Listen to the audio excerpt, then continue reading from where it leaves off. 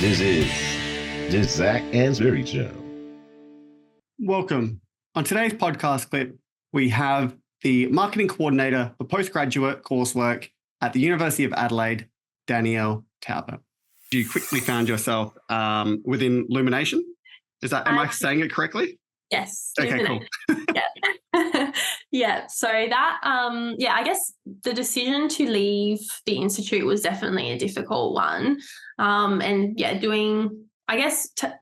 It was hard to decide whether to go on and do that PhD kind of pathway and go into academia, which is something I probably had always had in the back of my mind as something that I would want to do. And still to this day, it's not something that's off the cards at all. I think for me, I obviously had that passion of working with industry. I loved that part of the marketing scientist role, being able to actually work with brands and I guess be an extension of their marketing teams essentially and provide recommendations, which was something that was so great as part of the role.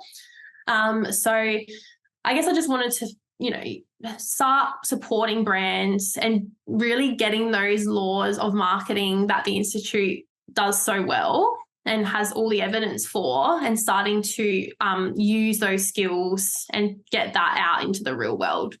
Yeah. So I made the decision to join Lumination as their marketing coordinator.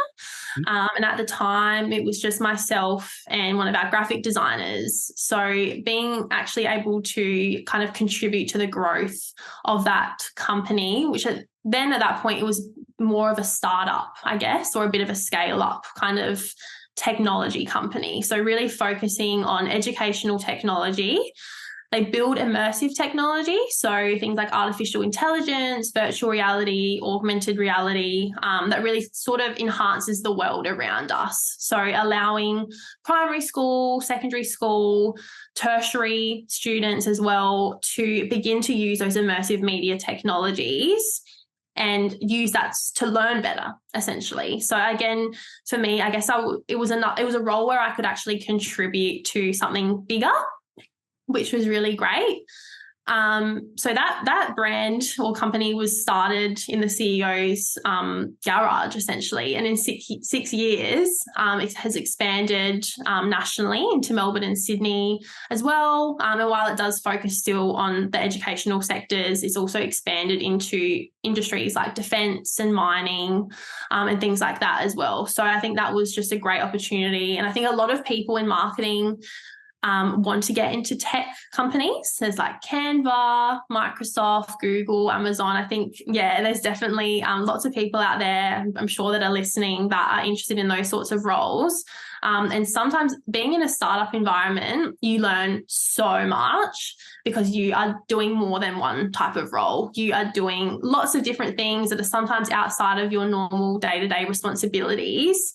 You get involved in product development and working with sales and working with software developers that are building out all of these different products. It was just a really great role as my first kind of thing in industry because I was learning such a varied skill set.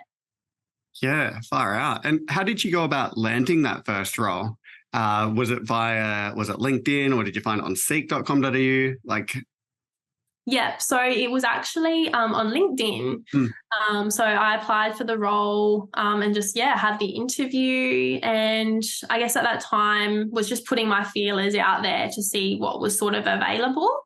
As I've mentioned before, entry-level roles, you do need a little bit of experience behind you. So I think having all of those other experiences I had working as the vice president of the marketing club and doing their digital marketing, doing my internship across those two kind of internships and gaining those skills, that really helped me be able to show on my resume that I actually I did have a skill set there as well. And then, of course, the Institute's experience and working with big brands, I think that really, really helped secure that role. Yeah. So in that marketing coordinator role, what would a typical day look for you look like for you? Or being a startup, by the sounds of it, it varied from day to day. So that's probably not a great question now that I think about it. Yeah, well, it was very varied. And I guess for me, part of that was helping to build out the marketing and communications team.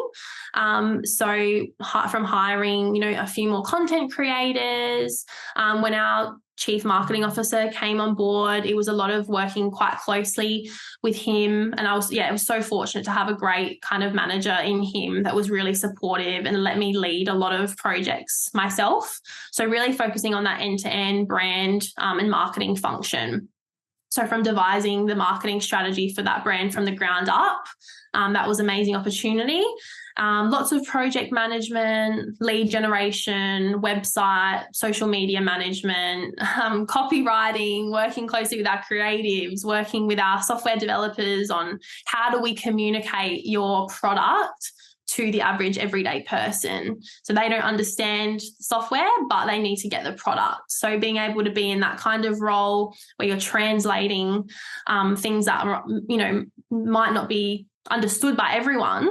And I think that was a skill set that I probably also took from the Institute as well, having that kind of marketing science background and then being able to translate our findings into what's actually relevant for other people. Lots of different things, stakeholder management, branding, lots of different things every day. Far out. So then you got promoted, from what I can tell, to a brand, what do you call it? Marketing lead. How did your role kind of change in that situation? Yeah, so I think something that I was told when I was younger that really stuck with me was act like a leader before you are one. And I think it's just something that's always stuck with me because my role honestly didn't really change a lot because a lot of the things that I was already doing was what I was supposed to be doing in this promoted kind of role. Managing our content creators, working on our marketing strategy, and really being that brand custodian within the team to make sure that across all of our organisation, everyone understood what kind of goals that we were working towards as an organisation, as a marketing team, and what we were really trying to do, and supporting. I think a big thing in tech as well is supporting obviously the products, but the people that are at the forefront of developing those products. So being able to work with them on building out their own personal brands, especially as a startup, and, building out people and developing their sales kind of skills and things like that, how to use LinkedIn, all of those sorts of things that really contribute to building up a brand at that startup and scale up phase was what I was able to do in that role. Yeah. Love it. So you should be acting like a leader and that'll help you get promoted. So almost be acting like that role before you could. Yeah, I love that. I think that's really great insights. Yeah, I think it's something that, it's just so important. I think that's something that, lots of undergraduate students can be thinking about as they get into their first kind of role. And then as they want to start working up the ranks as well, is just thinking about how can I put my best foot forward and how can I be recognized as a leader in whatever I'm doing. Any tips for that? It's about how you can sort of show that leadership, or I guess you went through a whole different series of them. Have you seen people poorly doing this? Look, I think it starts from the top, and I think having good role models is super important. And I think that's why, for me, those mentor relationships were very crucial because I could see people, how they were acting professionally, how they became leaders in their field, and then wanting to give back to the marketing community as well. I think that was something that was crucial in me learning about being a leader as well. I think having people that you look up to is super important. But I guess not doing it so well is probably just not showing that you care. I think in our roles, we have to show that we actually do care about what we're doing. Having an interest in it as well is super important. And I think just having that positive attitude and getting involved in different things. And sometimes that is beyond what your day-to-day duties might be. but taking ownership over different projects, putting your hand up to say, hey, I would love to be involved in that if there's any opportunities, things like that. I think that would put people in a really good position to demonstrate those leadership skills. Yeah, absolutely. Some great insights there. Hey guys, it's Zac Anesbury here with just a couple of quick reminders. If you've enjoyed today's podcast, then make sure you subscribe so you never miss an episode. There are plenty more interviews to come with some of the world's leading marketing academics and practitioners. You do not want to miss these. In the meantime, if you're looking for another way to connect, then follow me on Twitter at Zac Anesbury. That is ZACANESBURY for my take on the marketing issues of the day. That was the Zac Anesbury Show.